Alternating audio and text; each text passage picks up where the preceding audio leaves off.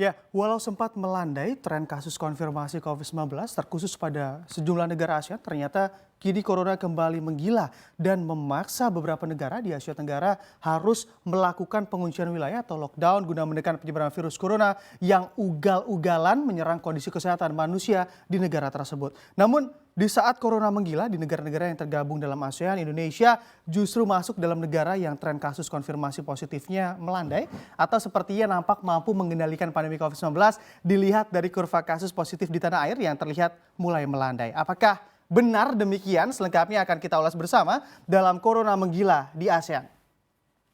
Ya, sudah lebih dari 1 tahun pandemi COVID-19 menyerang negara-negara bahkan di hampir seluruh negara di dunia, tak terkecuali di kawasan Asia Tenggara. Walau sempat melakukan pelonggaran pembatasan dari penerapan lockdown yang terjadi di awal kemunculan kasus konfirmasi positif COVID-19, kini dua negara di ASEAN kembali menerapkan lockdown begitu, yakni Malaysia dan juga Singapura, di mana memang karena meningkatnya warga yang terdeteksi positif tertular COVID-19.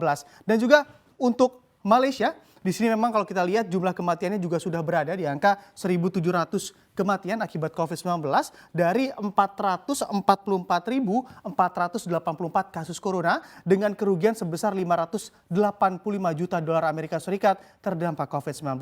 Dan juga data ini pula Perdana Menteri Malaysia Muhyiddin Yassin memutuskan untuk kembali melakukan lockdown ataupun penguncian wilayah di mana semua bentuk pertemuan sosial termasuk pernikahan, lalu juga jamuan makan serta institusi pendidikan kembali ditutup dari segala aktivitas di dalamnya. Dan juga kalau misalnya kita lihat di sini memang sejumlah pembatasan aktivitas di Hari Raya Idul Fitri juga tak lepas dari perhatian Muhyiddin selaku Perdana Menteri, yang mana selama Idul Fitri dilarang untuk melakukan kunjungan ke rumah tetangga baik saudara maupun orang tua dan juga kerabat. Akan tetapi untuk pelaksanaan sholat Id masih diperbolehkan bahkan atau dengan batas 50 orang untuk masjid dan juga surau yang kapasitas normalnya biasanya mampu mencapai 1.000 orang begitu untuk beribadah di saat sebelum pandemi COVID-19 menyerang Malaysia. Dan juga kurang lebih sama begitu ya kebijakan yang diterapkan oleh PM Malaysia dengan pemerintah kita dalam melakukan sejumlah pembatasan di saat Hari Raya Idul Fitri. Dan juga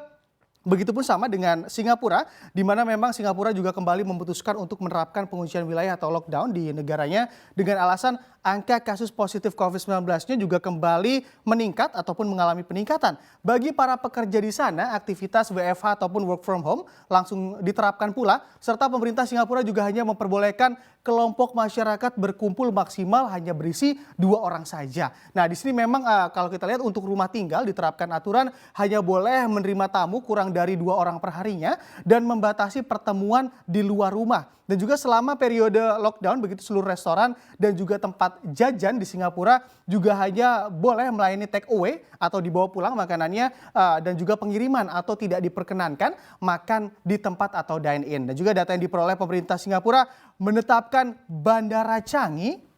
Di sini memang Bandara Changi menjadi tempat dengan penyebaran kasus COVID-19 tertinggi di negara tersebut sekaligus menjadi klaster terbesar dengan 46 kasus konfirmasi positif COVID-19.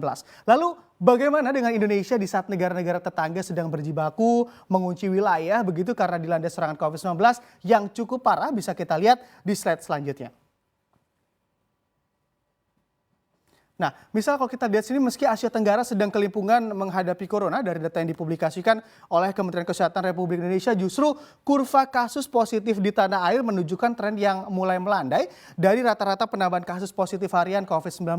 Selama 2 pekan terakhir, rata-rata penambahan pasien positif tercatat sebanyak 4.463 orang per hari yang biasanya berada di angka 5.209 orang ataupun lebih. Dan juga akan tetapi apabila dilihat dari jumlah pasien positif secara akumulasi dari hingga 16 Mei 2021 bisa dilihat di sini Kemenkes juga mencatat bahwa memang jumlahnya juga sudah lebih dari 1,7 juta orang atau di atas 1.600.000 orang ini. Dan juga kalau kita lihat tepatnya angka 1 jutanya ini ada di angka 1.739.750 orang pasien positif corona di tanah air. Dengan data ini apa dapat dipastikan begitu ya COVID-19 di tanah air benar-benar melandai? Bisa kita lihat juga di slide selanjutnya.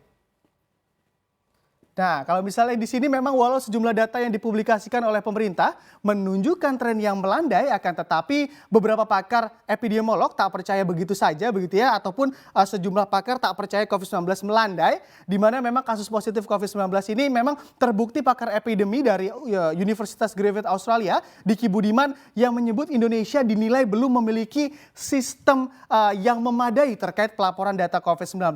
Selain itu pihaknya juga menyebut dengan sistem yang belum memadai ini tentunya memang data yang diperoleh juga tak cukup kuat untuk dijadikan rujukan, yang mana terlihat dari angka kasus harian saat ini yang berada di angka 5.000 kasus tidak dilakukan pelacakan yang berarti di dalamnya. Nah, ini memang selain itu data-data yang dipublikasikan saat ini juga dinilai berbahaya begitu, dengan informasi tren positif COVID-19 di tanah air melandai, banyak orang menjadi abai dalam menerapkan disiplin protokol kesehatan dari pemerintah. Apalagi kita juga ketahui bersama begitu ya, memang tes uji COVID-19 di tanah air juga belum masif ataupun belum semasif negara-negara tetangga seperti Singapura dan juga Malaysia. Dan timbul pula pertanyaan, apa kabar dengan Indonesia apabila tes COVID-19 dilakukan lebih masif lagi? Apakah akan terjadi ledakan kasus COVID-19 seperti halnya Malaysia dan Singapura yang sebelumnya saya sebutkan tadi? Nah, memang yang pasti dengan kondisi ini pemerintah juga perlu meningkatkan lagi betul 3T-nya, yakni ada testing, tracing, dan juga treatment, di mana agar segala bentuk kebijakan yang diambil mempunyai data yang lebih akurat